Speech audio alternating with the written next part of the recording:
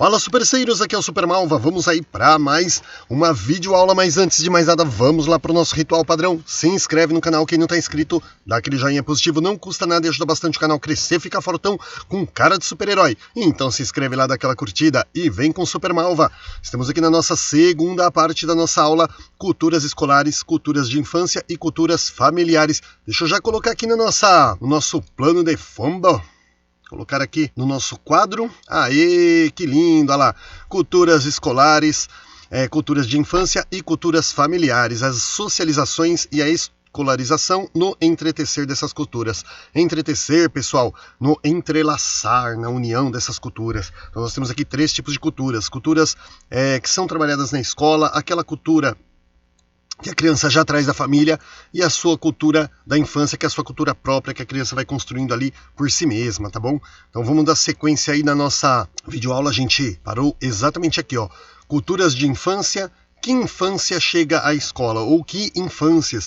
Porque às vezes a criança ali, ela já tem um contato com mais de um grupo antes de ir à escola. Por exemplo, ela tem o contato com a sua família, ela tem o contato com o pessoal da igreja, às vezes a família frequenta um clube ou uma associação, ela tem contato ali também. Então aí já são 2, 3 culturas, né, trabalhadas. Então, que tipo de infância ou de infâncias chegam à escola, né, quando a criança é inserida ali no ambiente escolar?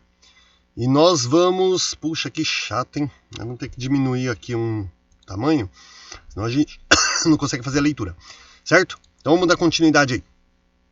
Lembrando, eu estou trabalhando aqui o conteúdo programático do concurso de professor de 2023 da Prefeitura de Guarulhos, para auxiliar aí um pessoal bacana que está precisando. Então, vamos que vamos. A pluralidade das infâncias precisa ser compreendida em sua conexão com a pluralidade de socializações humanas. Isso aqui, ó, foi exatamente o que eu já expliquei quando eu li o tema ali da nossa videoaula, tá? Então, assim, pluralidade das infâncias, a diversidade, aí, a quantidade de infâncias que a criança tem com a família, com os grupos que ela frequenta, tudo, ela tem que estar ali numa conexão com a pluralidade de socializações humanas, tá? Então, tudo que ela aprende ali com a família, com os grupos que frequenta, ela tem que estar em compartilhamento aí, em conexão com todos os ambientes a qual as pessoas que ela vai ter contato aí das diferentes culturas, diferentes modos de pensar. Como demonstra Lahire, vou inventar aqui, né? Não sei falar esse nome, Lahire. Como demonstra Lahire, somos desde o início seres plurais, ou seja, o ser humano, ele não nasceu para ser sozinho, ele é plural, ele está sempre ali com ideias, contatos com pessoas, né? Então somos seres plurais. Atualmente, esta visão ampliada de identidades sociais e pessoais, permanentemente construídas, vem sendo aceita por muitos autores, que procuram compreender a infância não como uma noção unitária, mas como uma experiência social e pessoal, ativamente construída e permanentemente ressignificada. As crianças não são e não existem como seres abstratos e generalizáveis. E frases como todas as crianças são imaturas, dependentes, alegres, foram tão fortemente ensinadas e repetidas que até hoje naturalizamos essas características nas pessoas de pouca idade. Ao contrário, crianças em variados tempos e espaços viveram a sua experiência de infância de modos muito diferenciados. Portanto, a infância é uma experiência heterogênea. Então, assim, já falei isso aqui na outra videoaula, na primeira parte dessa videoaula. É legal aí vocês estarem acompanhando a sequência, tá? O ser humano adulto, ele sempre, no decorrer das eras, sempre viu a criança como um mini adulto, como um ser em formação, alguém que não tem nada a acrescentar e só tem a aprender. Você tem que observar calado e aprender, você não tem nada para contribuir comigo. E isso aqui é um ato, uma atitude, um modo de pensar muito equivocado. A criança é um ser em construção, porém ela está absorvendo todas as culturas que está à sua volta e produzindo cultura ao mesmo tempo. Então a criança, ela tem sim muitas coisas a passar para nós. Na primeira aula aí eu falei inclusive da questão da minha filha, né, que me passou a informação lá daquele submersivo, que nessa semana, no caso que eu tô gravando a videoaula aqui, aconteceu lá, as pessoas foram na expedição lá para ver os destroços do Titanic, e acabou aí que o submersivo ali foi implodido pela pressão da água, e a minha filha começou a passar essa história para mim, e começou a dar detalhes, e começou a dar argumentos, né, sobre por que era tão absurdo aquilo, né? Então, e aquilo eu achei o máximo, eu falei aí na última aula, então eu achei o máximo porque eu aprendi muito com a minha filha. Quando eu fui pesquisar sobre o tal de submersivo lá, minha filha já tinha me passado muitas informações legais. Minha filha tem, hoje aqui no momento dessa aula, 15 anos, E eu achei muito bacana, né? Poder aprender com a minha filha e ver que eu não sou um ser humano magnânimo. Eu sou professor, minha esposa é professora, minha esposa já tem aí mais de 30 anos de profissão, eu também mais de 20 anos, e você vê, nós não somos seres magnânimos, detentores do saber, nós aprendemos muito com a nossa filha, com nossos educandos aí nas escolas. A criança, ela é heterogênea, ela não é assim, igual a todas as crianças, ela não pensa igual, ela constrói sua própria cultura, vive suas próprias experiências, tá bom? Talvez uma das mais importantes contribuições das ciências sociais e humanas para a educação é a de fazer emergir nas crianças suas diferentes experiências de infância, mediadas por variações como gênero, espaço geográfico, classe social, grupo de pertença étnica ou nacional, a religião predominante, o nível de instrução da população, etc. As possibilidades das... Antes de eu continuar aqui, deixa eu explicar um pouquinho. Então, assim, a gente tem que fazer emergir. O que é emergir? Fazer aparecer, aflorar, fazer, como diz, a criança colocar para fora, né, aquilo que toda a cultura diversa que ela tem. Então, por exemplo, as diferentes experiências, né, está escrito aqui da sua infância. Por exemplo, diversas variações, como gênero, espaço geográfico, o lugar, né, que ela vive, classe social, rico, pobre, grupo de pertença étnica ou nacional, a religião predominante, a religião que ela... a religião que predomina ali na região que ela vive, o nível de instrução da população, se é uma população mais letrada, se é uma população mais carente ali, tudo isso vai influenciar na formação da cultura da criança. As possibilidades das crianças de viverem as infâncias estão profundamente ligadas a estas referências contextuais. E apesar de sua recente inserção no mundo, as crianças são capazes de observar, aprender e interpretar rapidamente esse tipo de diferenciação social. A infância é parte de uma categoria geracional onde também se fazem presentes as diversidades e as desigualdades da sociedade contemporânea. A infância é simultaneamente uma categoria social do tipo geracional e um grupo de sujeitos ativos que interpretam e agem no mundo. Nessa ação, estruturam e estabelecem padrões culturais. As culturas infantis constituem, com efeito, o mais importante aspecto na diferenciação da infância. Então, aqui está falando aqui que as crianças, não é porque ela é jovem que ela tem dificuldade, pelo contrário, quanto mais jovem mais fácil tem de captar informações, de fazer... como se fosse um computador, né? Reunir dados ali, entrelaçar um com o outro para montar um perfil, né? Igual os computadores aí, os servidores mundiais fazem hoje através dos acessos à internet, das redes sociais. Culturas, agora a gente vai vir aqui, ó. Culturas da infância. Crianças produzindo culturas. A sociologia da infância, com os trabalhos de Sarmento e Pinto, James, Jenke, Prout, e também antropologia da criança produzida por Silva, Macedo e Nunes e Com, são produções que vêm contribuindo para a construção e a configuração dessa nova noção. Compreender como vivem e pensam as crianças, entender suas culturas, seus modos de ver, de sentir e agir, e escutar seus gostos ou preferências é uma das formas de poder compreendê-las como grupo humano. Então, assim, no contexto educacional, o pessoal sempre costuma dizer, no caso ali, o professor, o educador, ele tem que conhecer as suas crianças. Muitos professores têm dificuldades aí de lidar com seus alunos, seja criança, seja jovem, adolescente. Por quê? Porque não compreende. Ele vê ali, o adolescente gosta, por exemplo, de um funk. E o professor vem de uma outra era, do qual ele não gosta, do qual ele não interage com esse tipo de cultura. Desse modo ali, vão surgir ali críticas, ele vai dizer assim, se você... Nossa, hoje tá atacada aqui minha alergia. Se você se apegar menos nesse negócio aí, se apegar mais nos estudos, você aprende melhor. Olha, se o professor conhecer o mundo do aluno, não necessariamente o professor tem que gostar das mesmas coisas que o aluno, mas pode surgir uma situação a qual o professor ali, ele conhecendo o gosto do aluno, tudo, ele vai procurar trabalhar de uma forma que chegue mais perto possível daquele tipo de cultura que o aluno gosta. Desse modo, você vai trazer o aluno para mais perto da escola, do processo de ensino-aprendizagem e vai garantir ali que a criança, que o jovem ali, ele se interesse um pouco melhor pela escola. Tá? Isso é meio que uma obrigação da escola. Então, aqui no caso do contexto escolar, você tem que conhecer o grupo que você trabalha. No caso ali, os pais... Muitos pais hoje têm dificuldades na educação dos filhos, por quê? Porque o filho, ele tem uma linguagem, ele tem uma coisa, e o pai e a mãe, ele meio que não se importa, ele não quer nem ouvir o filho. Então é onde o filho começa a se trancar no quarto e ter acesso e buscar refúgios na internet, através de redes sociais, de contato com pessoas até estranhas. Por quê? Porque dentro de casa ele não tem esse contato. Tá? Então você precisa compreender como vivem, no caso aqui, as crianças. Você precisa compreender o mundo delas, você precisa ver do que elas gostam, por que elas gostam daquilo, tá? E aí você vai entender melhor esse ser humano em construção aí. Para isso, é preciso tirar as crianças da condição de objetos para deixá-las advir como agentes de sua própria ação e discurso. Então isso aqui, gente, não ver a criança ali como um vaso a ser preenchido, tá? A criança é um ser, ela está em construção, porém ela já tem a sua própria cultura, ela já tem muito a contribuir, tá? Então ela não é assim um objeto que ela tem que ficar ali para ser preenchido com aquilo que o adulto acha que deve, tá bom? Ela mesma está se preenchendo sozinha ali, automaticamente, de acordo com suas vivências. Significa afirmar que elas são competentes, capazes de organizar suas vidas e de participar, com suas diferentes linguagens, nas tomadas de decisões acerca dos temas que lhe dizem respeito. Como afirma Com, as crianças não sabem menos, elas sabem outras coisas. Cara, que frase poderosa. Não preciso explicar porque eu já meio que falei ali no começo do parágrafo. As crianças têm um modo ativo de ser e habitar o mundo. Elas atuam na criação de relações sociais, nos processos de aprendizagem e produção de conhecimento, desde muito pequenas. Sua inserção no mundo acontece pela observação cotidiana das atividades dos adultos.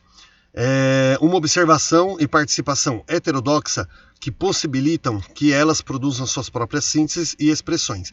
A partir de sua interação com outras crianças, por exemplo, por meio de brincadeiras e jogos, ou com adultos realizando tarefas e afazeres de sobrevivência, elas acabam por construir suas próprias identidades pessoais e sociais. Então a criança, ela tem sim o seu modo de observar. O adulto, ela observa sempre o pai, a mãe, o que eles estão fazendo, como eles se portam, e ela acaba nas brincadeiras dela tendo o mesmo tipo de comportamento. Minha filha, quando era pequena, ela adorava lavar louça. Por quê? Porque ela queria mostrar que ela era útil, que ela também podia contribuir. Cara, aquilo era fantástico. Então era uma coisa que eu gostava muito, eu achava maravilhoso na minha filha.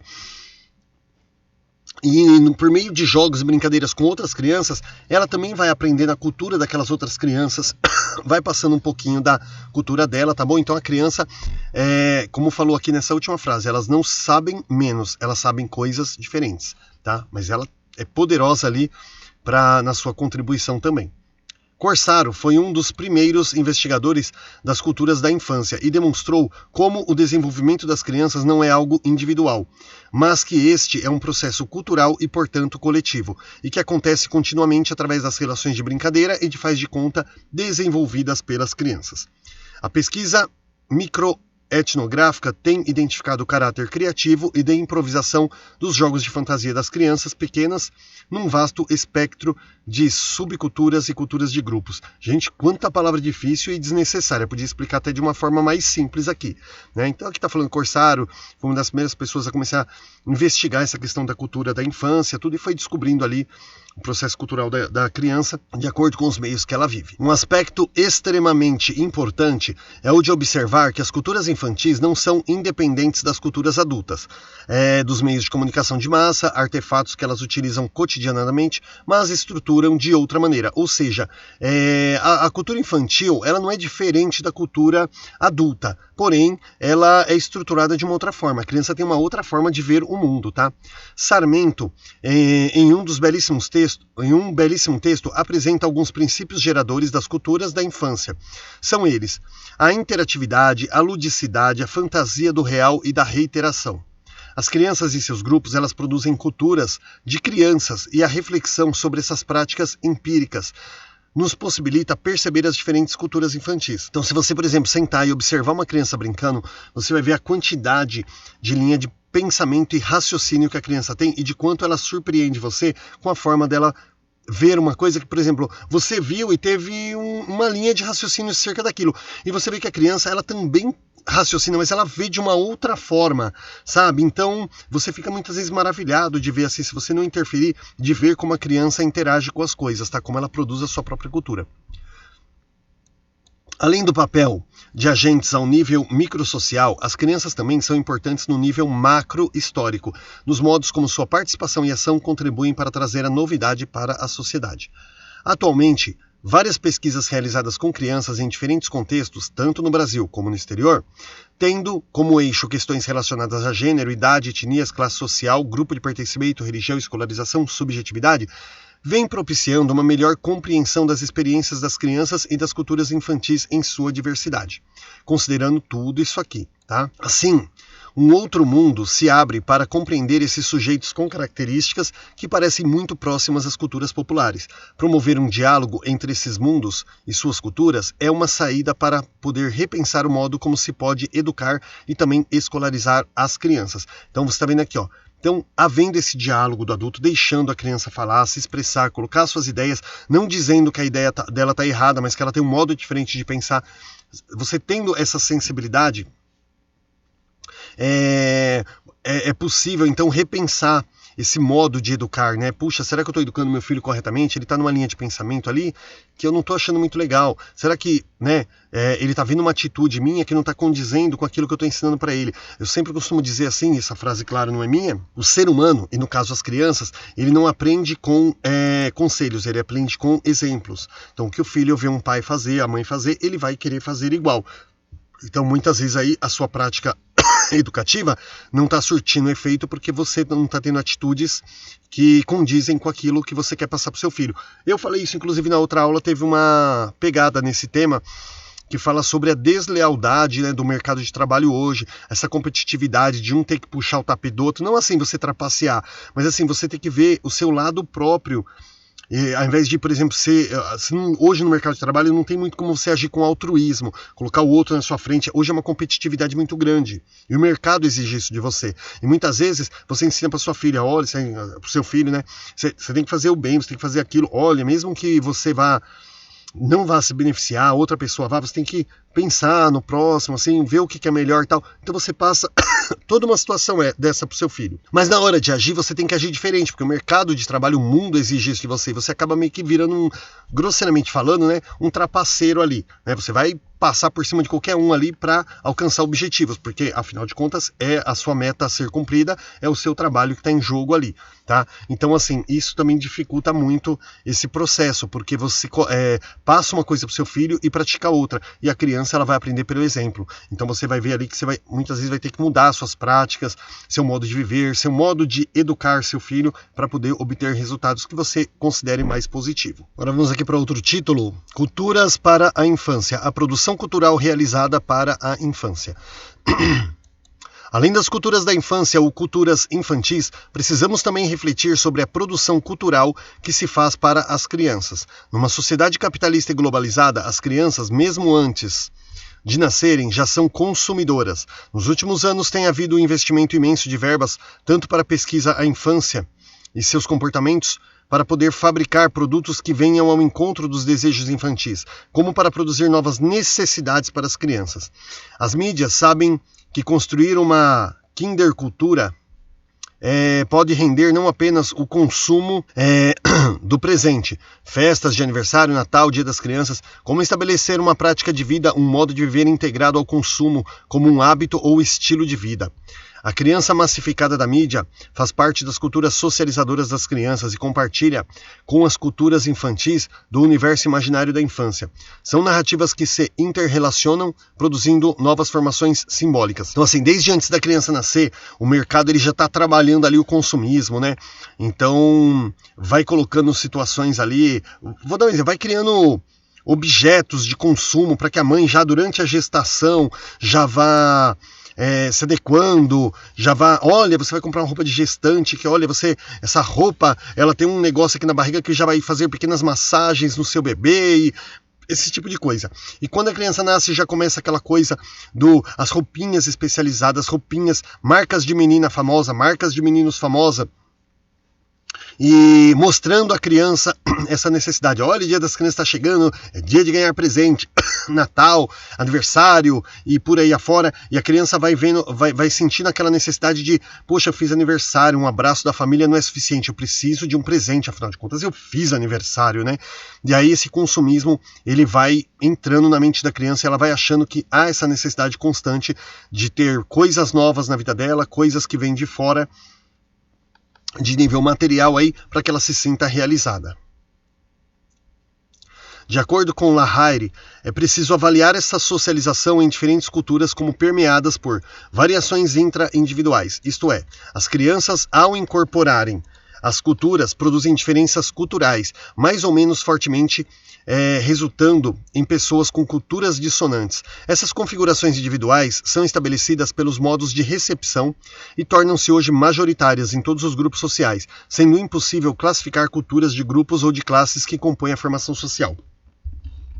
Isso aqui, gente, com a internet, isso aqui se tornou muito mais concreto, porque a internet ela permitiu uma individualização cultural absurda, onde as pessoas, cada pessoa parece que ela pensa de um jeito, parece que se tiver 100 pessoas no ambiente, você tem 100 culturas diferentes, na verdade tem, mas assim, hoje é muito difícil você ter um grupo ali, montar um grupo que pensa exatamente igual, porque se você montar um grupo, vou dar um exemplo aqui, do estado de São Paulo, um grupo dos corintianos, tem o corintiano de direita política, o corintiano de esquerda política, tem o corintiano que defende a ideologia de gênero, tem o corintiano que é contra a ideologia de gênero. Gente, então assim, dentro de um grupo, a diversidade tá absurda ali. Aí se você conseguir montar um grupo, vou dar um exemplo, um grupo do corintiano vamos pegar só os corintianos de esquerda. Ali você vai ter os corintianos de esquerda. Uns são a favor da ideologia de gênero, o outro é contra. Se você conseguir juntar todo mundo ali que é a favor da ideologia de gênero, aí dentro daquele grupo eles divergem em alguma coisa e você vai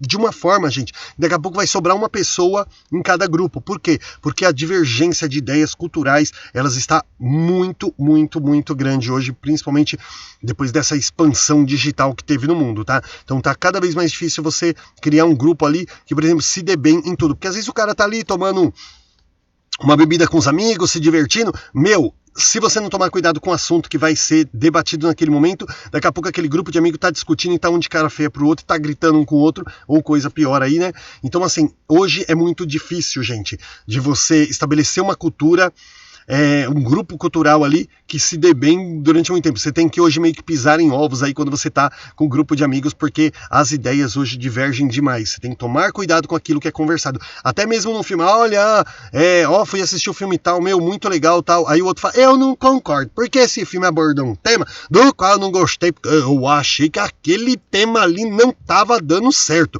E aí começa uma discussão. Cara, eu só falei que eu fui assistir o filme e gostei. O cara já começou a falar que o filme explorou temas que oprime, temas que isso, temas... Puta, cara, eu só vi o filme, mano, achei legal o filme. Tinha uma cena lá que o carro pula da ponte lá e... Tá, mas o outro já foi abordar o tema trabalhado, já foi trabalhar porque o autor, o diretor daquele filme, ele costuma cutucar e alfinetar pessoas de classe minoritária. Cara, eu não tenho nada com o autor, eu nem sei quem é o diretor desse filme, eu só falei que eu assisti o filme e gostei, entende? Então até para você ver um tema simples, como assistir um filme ou um livro que você leu, as pessoas vão longe, Às vezes você tem ali um livro bom, com uma história boa, com um autor fantástico, aí fala assim, mas ele, olha aqui na contracapa, quem ele colocou para fazer comentário do filme dele, do livro dele, aquela pessoa que defende isso, Cara, hoje tá muito difícil, né? Até tem uma história aí que um conhecido meu, na época da eleição, né, ele defendia um lado político e o pai defendia outro, e ele foi fazer um comentário e ele comentou sobre o político, que no caso o pai defende, ele estava comentando sobre dicção, aquelas coisas, e ele falou, inclusive fulano de tal, né, você vê o problema que ele tem de dicção, é uma coisa que já vem da infância e tal, aí o pai, mas e o seu candidato? E o seu candidato? Pai, eu não estou falando de política, eu estou dizendo assim, o homem em questão, ele tem um problema de dicção, uma coisa que muitas vezes vem na infância, você tem que trabalhar isso com um especialista, uma fono logo cedo, para quê? Para que não chegue, por exemplo, na idade dele com esse problema de dicção. E o pai, já foi para cima do filho, como se o filho estivesse agredindo o candidato, e ele não, ele deu um exemplo, que o candidato tinha um problema na sua dicção, e o pai foi que nem um leão para cima dele ali. Mas e o seu candidato? Ele falou, mas o meu candidato, o que ele tem a ver com problema de dicção? Eu não estou falando de política. Mas se você vê, então é mais ou menos esse exemplo que eu estou dando, tá? Hoje está bem difícil aí você ter um grupo realmente que consiga sentar e se dar bem ali durante algumas horas, porque se não tomar cuidado com o que vai ser conversado. Porque a diversidade está muito grande, então está bem difícil hoje você montar grupos grandes aí culturais, porque as pessoas estão cada vez mais divergindo umas das outras.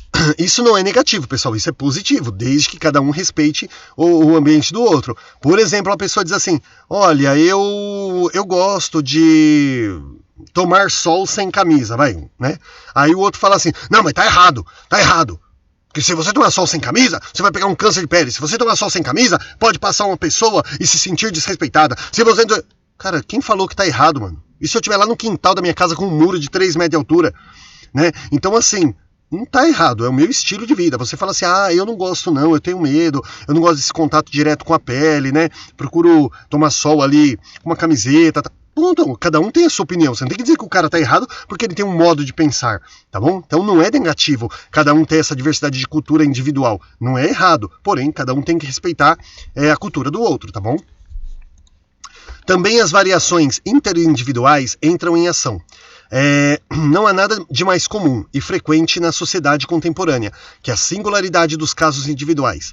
Singular não rima mais com excepcional, mas com geral, o normal ou habitual.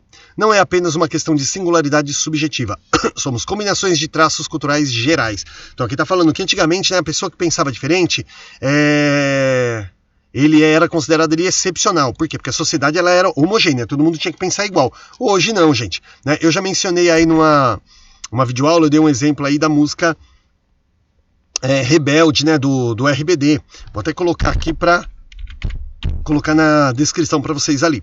Então, assim, a música Rebelde do RBD, ela tem uma frasezinha que é muito poderosa, porque ela fala assim, né, eu sou rebelde quando não sigo os demais. Então, assim, se eu pensar diferente, eu sou rebelde, eu sou excepcional, eu sou um caso à parte da sociedade, eu tenho que ser marginalizado. E não, eu penso diferente porque eu sou um ser humano diferente. Mas eu penso diferente porque eu tenho uma cultura diferente. Não sou um ser humano diferente não, gente, corta essa parte, tá? Eu penso diferente porque eu tenho uma cultura diferente.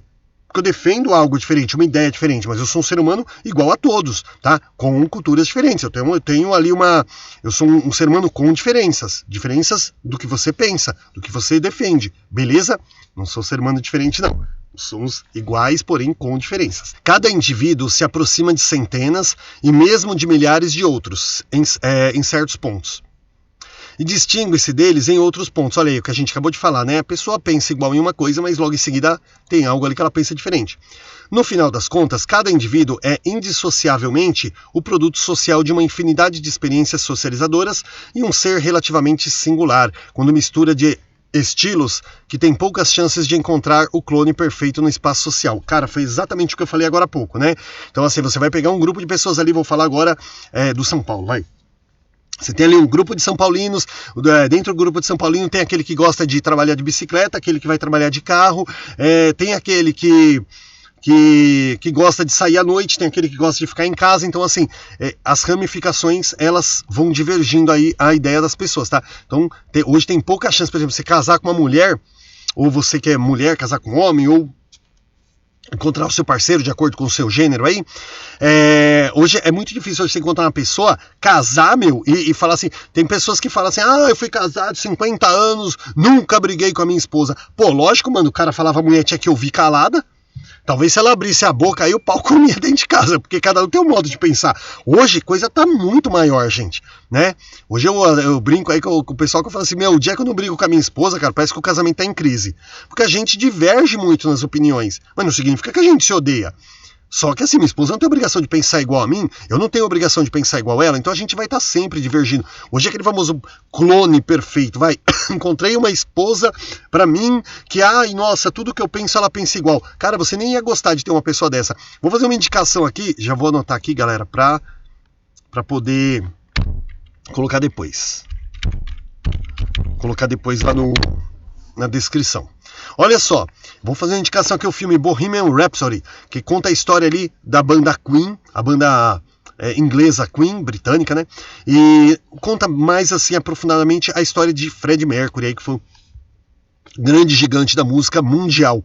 E eu tô mencionando esse filme porque, assim, tem uma cena lá que ele, manipulado ali por um mau caráter, ele abandonou a banda, foi tentar uma carreira solo e essa carreira acabou não deslanchando. E ele percebeu ali que todos ali trabalhavam como uma família, né? Cada um tinha sua função ali na banda, e é isso que tornava a banda tão especial, é isso que tornava a banda tão forte ali, que eles faziam tanto sucesso.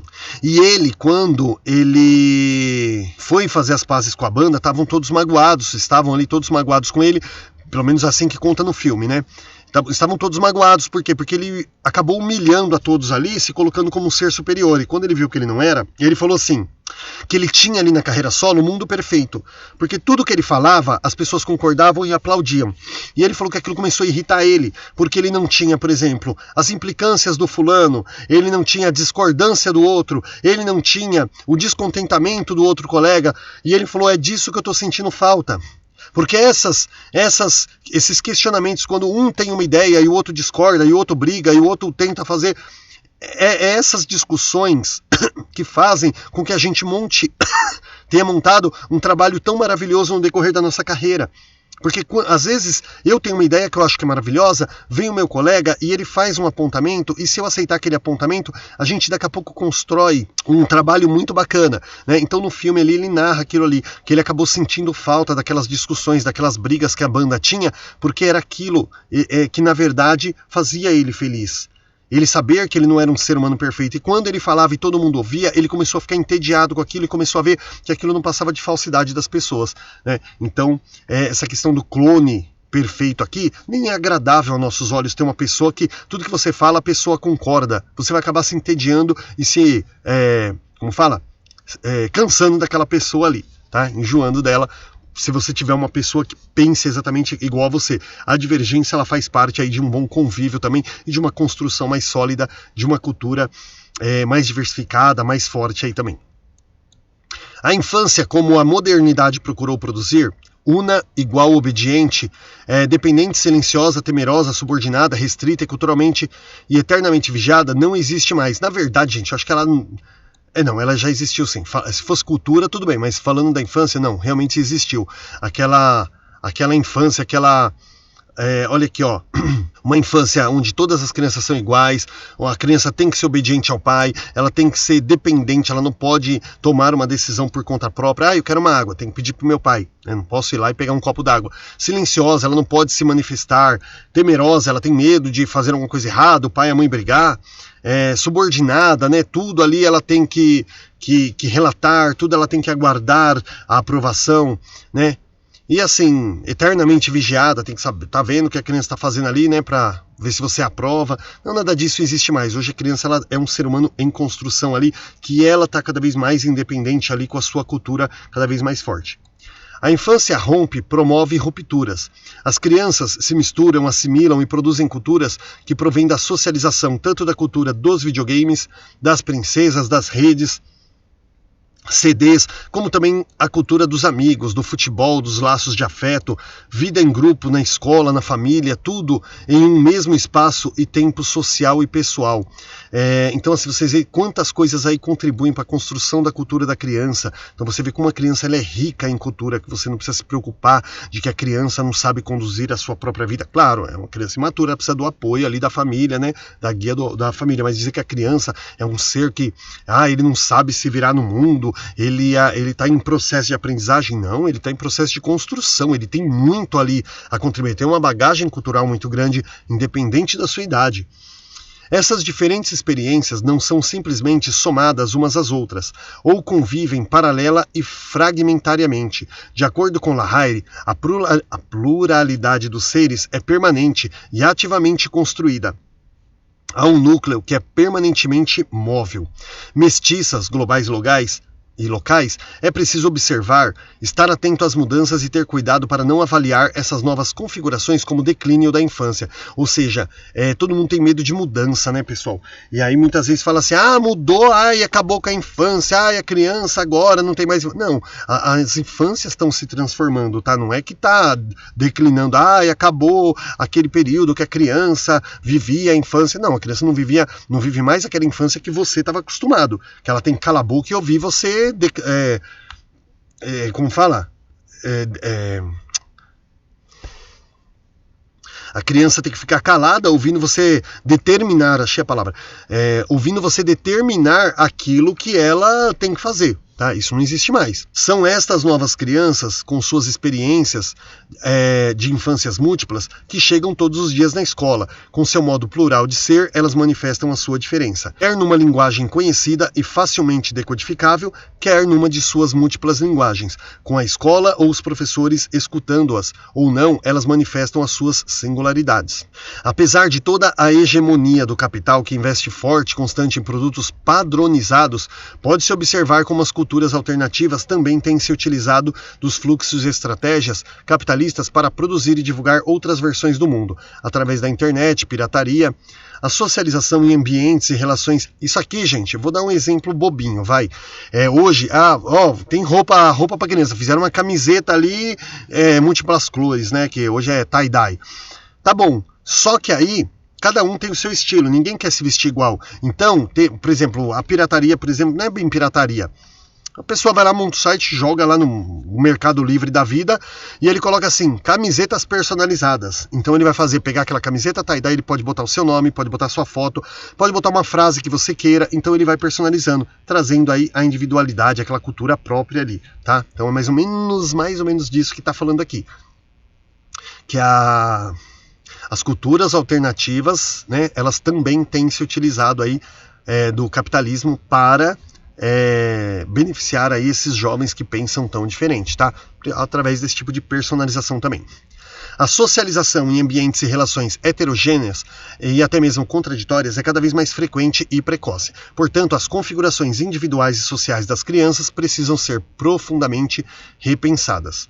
Quando fala aqui de contraditório, gente, está falando também das pessoas aí, no caso aí, que gostam de bater de frente aí, esses youtubers que gostam aí de ficar tentando formatar uma cultura revolucionária na vida dos jovens que muitas vezes aí leva para um lado negativo, tá? Então precisa ser aí repensado também, precisa ser vigiado, não vigiado daquela forma de determinar o que a criança tem que acessar ou ver, mas assim, vigiar no sentido mais bíblico, assim, no sentido de se atentar, né? De estar orientando ali o que é bom, o que não é bom. Isso é uma coisa que eu faço muito. Esses dias eu estava assistindo uma série, comecei a assistir uma série ali em um dos canais de streamer, e eu vi que aquela série falava muito sobre drogas, sobre sexo, mas não de uma forma assim natural, mas de uma forma meio